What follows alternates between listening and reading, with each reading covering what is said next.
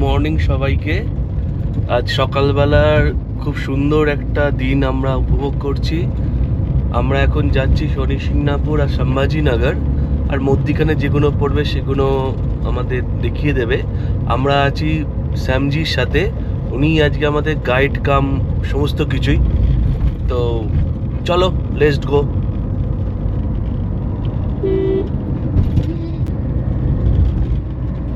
अभी कौन सा हाईवे हम पकड़ेंगे? बाला साहेब ठाकरे महामार्ग, समृद्धि महामार्ग। समृद्धि महा।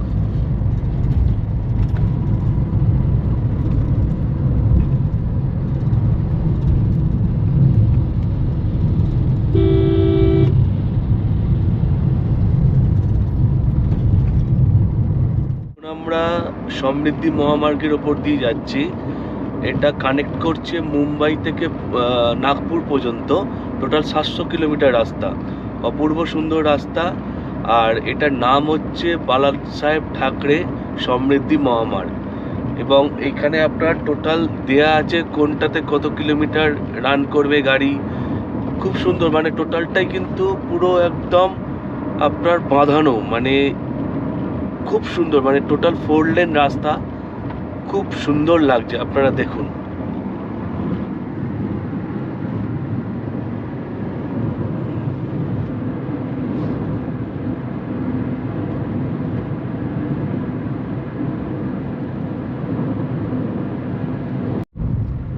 So finally we are taking this exit number 17 towards the Ellora. So let's go.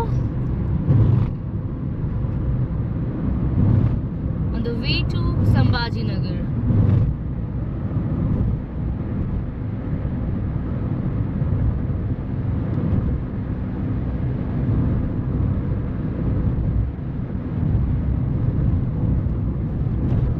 Finally, this road leads to the Nagpur and we are on the way to Ellora.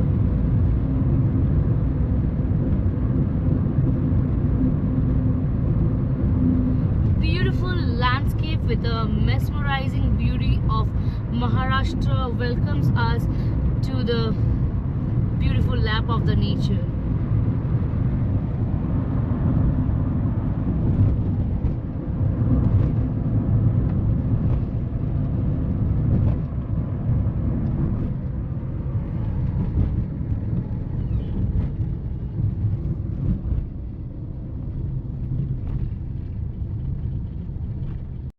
বৃষ্ণেশ্বর Mahadev দর্শন করে আমরা একটুখানি ব্রেকফাস্ট করলাম। ব্রেকফাস্ট করে আমরা এখন এসে গেছি ভাদ্র মারুতি মন্দিরের সামনে।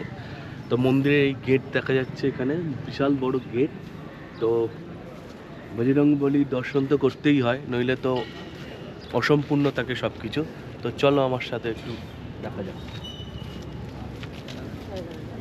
আমরা এইমাত্র ভদ্র মারুতি টেম্পল দর্শন করলাম। টেম্পলে হনুমানজি স্বয়ং অবস্থায় আছে, শুয়ে আছে, কিন্তু মন্দিরের ভেতরে ফটোগ্রাফি অ্যালাউ নয়, ওই জন্য আমি মন্দিরের ভেতরে ফটোগ্রাফি করতে পারিনি। বাইরেটা আমি করেছি। খুব সুন্দর দর্শন হয়েছে, একদম ফাঁকা ছিল, কোনো অসুবিধে নেই। কিন্তু এখানে খুব ভালো, মানে এত সুন্দর লাগলো মন্দিরটা এসে, খুব ভালো লেগেছে। তোমার কেমন লেগেছে? অসাধারণ, এক কথায় অসাধারণ। এতগুলো মন্দির আমরা ভিজিট করলাম, তার মধ্যে মন্দিরটি সত্যিই খুব সুন্দর, পরিবেশটাও বেশ ভালো, আর কোনো দর্শনের লাইনও নেই। এর আগে কৃষ্ণেশ্বর মহাদেব দেখলাম, সেখানেও ভীষণ ভালো পুজো দিলাম। তো হর হর মহাদেব আর জয় বজরংবলী। চলো, জয় হনুমান, জয় বজরংবলী। আমরা নেক্সট উদ্দেশ্যে চল যাওয়া যাক তাহলে। তো দাদা আমাদের ফেমাস পেড়ার দোকানে নিয়ে এসছে। এটা হচ্ছে এখানকার লোকাল পেড়া। তো এদের নাম বলে কুন্তলগিরি পেড়া। তো এই যে এখানে প্যাকেট হচ্ছে, এটা হচ্ছে পুরো, এখানে হচ্ছে আপনার পুরো পেড়াটা আছে, আর এখানে প্যাকেट হচ্ছে। कितना भैया, कितना दाम है इसका? 50 का है, 100 का है। ये क्या 100 ग्राम है? 125 ग्राम। 125 ग्राम 50 हाँ, और 100 का 250 ग्राम। 250 হচ্ছে 100। তো অনন্য এখন টেস্ট করছে, টেস্ট করুক।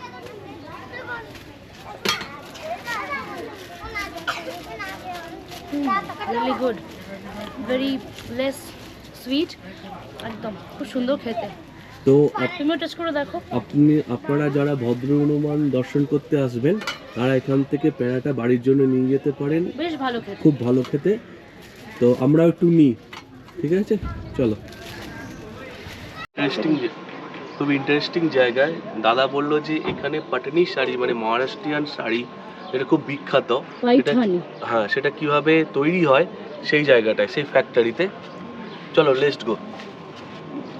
भैया आप थोड़ा बताइए कैसे ये बन रहा है आपका साड़ी। आपका नाम क्या है भैया? Sunil Pawar.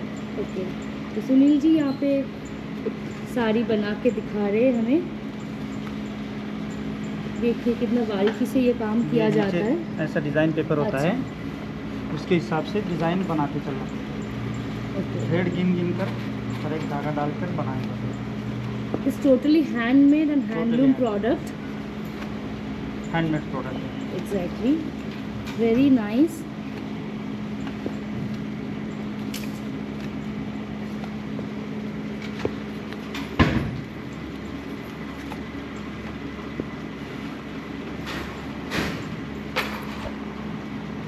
With different colors of threads, he is making this sarees, totally handmade and hand woven.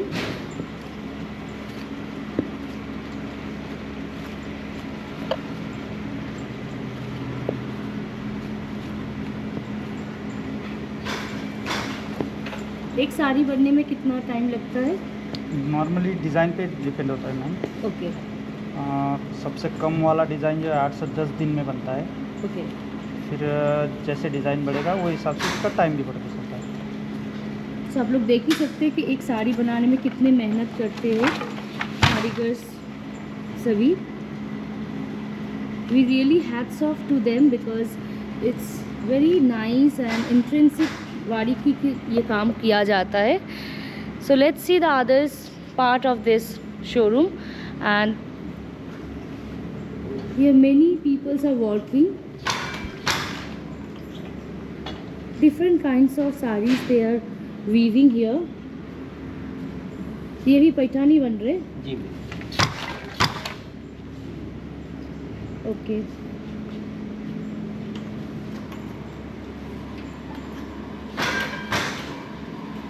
यहाँ पे सभी लोग ये पैठानी साड़ी को बना रहे हैं। यहाँ पे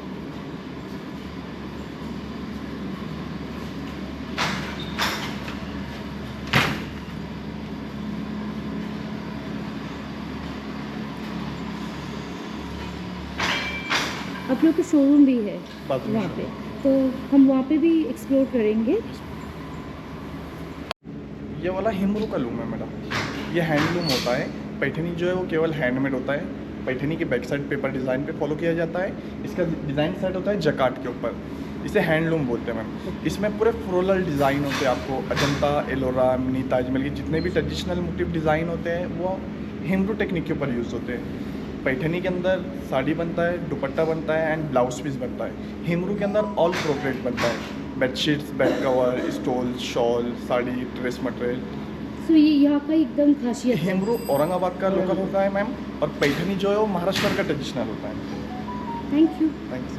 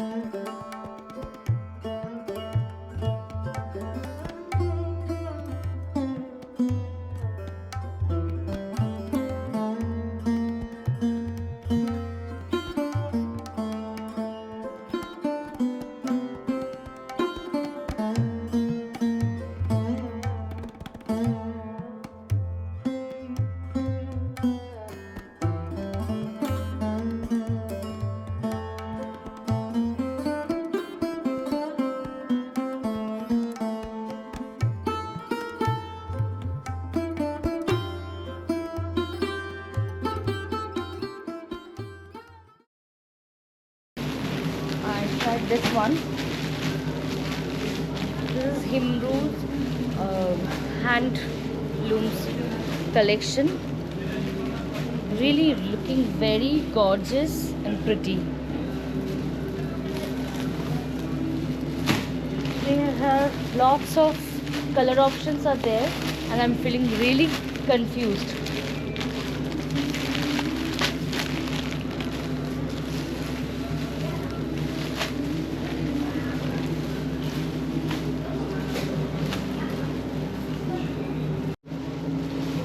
Beautiful.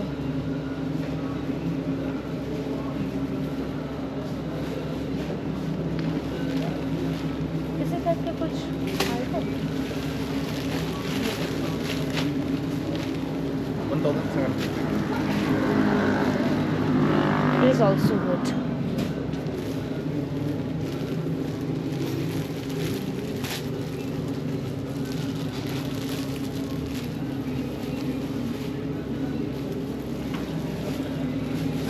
So finally I'm choosing this one. This is really very pretty color and very sober looking collection. Thank you. तो एक ये दे दीजिए और मरूनটাই রাখি আমার और একটা আমি এটা so this one, this two is final. So finally we have done our shopping from the Silk Bazaar. They have exclusive collections of silk and cotton collections on all our silk marked and hand weaving and handloom products. So whenever you are in Sambhaji Nagar, you must visit this place. They have lots of beautiful collections. So let's go to the next destination with another super woman. Bye bye.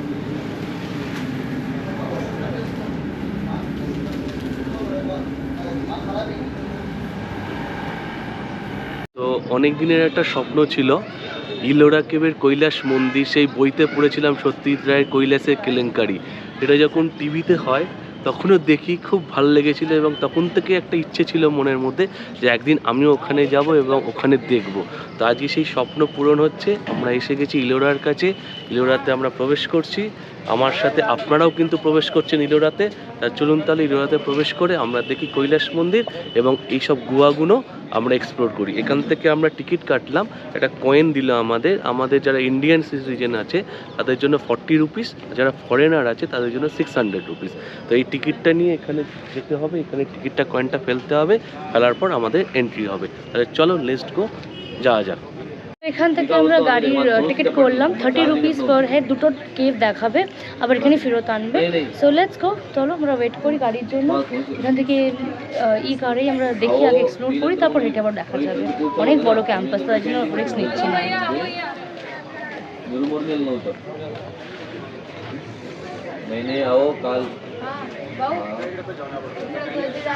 আমাদের গাড়ি এসে গেছে।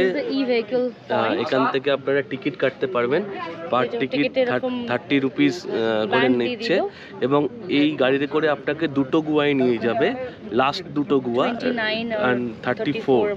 তো ওইখানেই একটা ঝর্ণাও আছে। চলো দেখা যাক।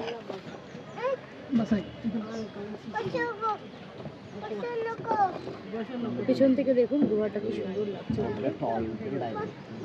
এটা ইউনেস্কো ওয়ার্ল্ড হেরিটেজ সাইটের অন্তর্গত, তাই তো?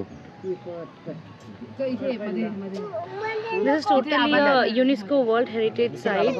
তো এখানে যারা আসবেন এসে সত্যি এক অপার মানে আনন্দ অনুভব করবেন। প্রশান্তি চারিদিকে, খুব শান্ত পরিবেশ, আর তার সাথে 1500 বছর আগেকার পুরনো ইতিহাসে আমরা ফিরে যাচ্ছি। অসাধারণ এক অভিজ্ঞতা, রিয়েলি ইটস ওয়ার্থ ইট। চলো।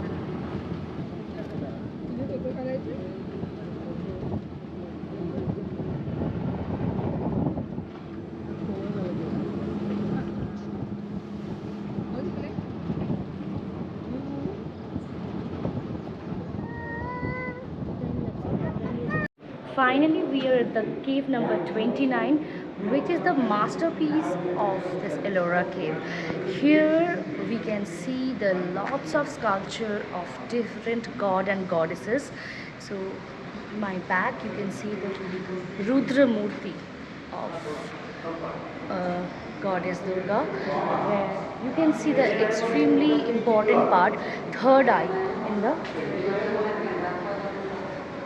top portion you can see. And the orientations and the ornamentations of this cave is really perfect example of the sculptures of the Indian sculptures and designs. You can see the Lord Shiva and Parvati sculptures behind of me here. Amazing. I think this is a place where they worship the god Shiv. A Shivling is there inside the hall, and it's totally decorated by the landscape of Maharashtra. Thank you. So let's experience with Ananya the Superboat. If you love to explore the history of India, please come to Maharashtra and explore this beautiful sculpture, the UNESCO Heritage Site. তো আমরা ইলোরা ঘুরে এখন আমরা যাচ্ছি হচ্ছে দত্তাত্রেয় বাবার মন্দিরে। তো যাওয়ার পথে একটা খুব সুন্দর ধাবা পড়েছে, আমরা সেই ধাবাতে দুপুরের লাঞ্চ করব। দুপুরের লাঞ্চ করে তারপর আমরা যাব মন্দিরে, এবং এখানে মন্দির আর দৌলতাবাদ ফোর্ট আছে সেটা দেখে আমরা সেখান থেকে চলে যাব সোজা শনি সিংনাপুর। তো চলো নমস্কার, শুভম স্বপন নামে আপনাদের সবাইকে স্বাগত। আমরা এখন এসে গেছি শনি সিংনাপুর মন্দিরে, এখানে বড় বাবার মন্দির। তো এটা হচ্ছে আপনার মেন গেট দিয়ে এন্ট্রি করে এখানে আপনার তেলের কাউন্টার আছে, এখান থেকে আপনারা অয়েল সংগ্রহ করতে পারেন, তেল সংগ্রহ করতে পারেন, করে আপনারা এখান দিয়ে মন্দিরে প্রবেশ করতে পারেন। এবং আপনাকে ক্যামেরাকে বলবো একটু পেছন দিকে যেতে। এখানে একটা খুব সুন্দর শিবাজি মহারাজের মূর্তি আছে এই জায়গাটাতে, এবং ওখানে একটা রথ আছে, রথটাও খুব সুন্দর। এখানে আর একটা অদ্ভুত জিনিস আমি আসার সময় লক্ষ্য করলাম, সেটা হচ্ছে যে এখানকার কোনো বাড়িতে না দরজা নেই। তার কারণ হচ্ছে এরা মনে করে বাবা এদেরকে সবসময় রক্ষা করবে। এখানে কোনোদিন কোনো চুরিও হয় না, এমনকি ব্যাংকও এখানে আছে, সেই ব্যাংকেও কিন্তু কোনো দরজা বা লাগানো হয় না, কোনো দরজা নেই এখানে, সমস্ত কিছু খোলা, সমস্ত কিছু ওপেন। এরা মনে করে বাবা এদের অল টাইম রক্ষা করবে। ওইখানে এতে তেল ঢালছে, সেই তেলটা এখানে আসছে, এখানে আলাদা করে কোনো ওই পাইপের মারফত ওই তেলটা ওখানে পড়ছে।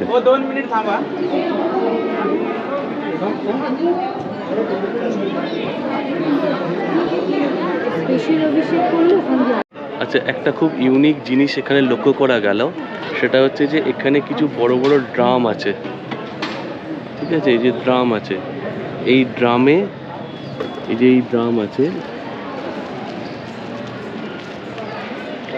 এই ড্রামে এখান থেকে তেল ঢালবে, তেল ঢেলে এই পাইপের মারফত সোজা শনিদেবের মাথায় ওখানে চলে যাবে। এটা হচ্ছে যারা ফ্রি লাইন, আর যারা 500 টাকা দিয়ে আসবে তারা ডাইরেক্ট শনিদেবের মাথায় গিয়ে তেল ঢালবে। এই যে ইনি এখানে দেখুন কি সুন্দর পুজো করছে।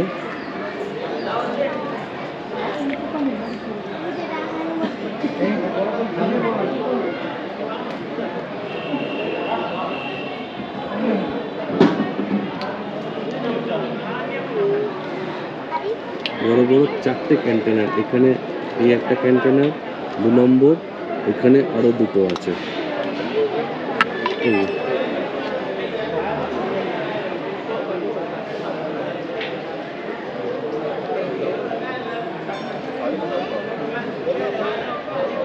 এই যে তেল ঢাললো, তেলটা এখানে জমা হবে, ওই পাইপের মারফত সোজা ওইখানে গিয়ে চলে যাবে। খুব সুন্দর জিনিস। চলো, কেমন লাগলো বলো? খুব ইউনিক একটি মন্দির লাগলো, এই প্রথম দেখলাম এরকম শনিদেবের মন্দির, বেশ ভালো লাগছে। বাবার কাছে এই প্রার্থনাই করি, বাবাই সকলকে ভালো রাখুক আর সর্বরোগ বিনাশ করুক, সমস্ত দিক দিয়ে সবাই যেন শান্তিতে থাকুক, মঙ্গলে থাকুক।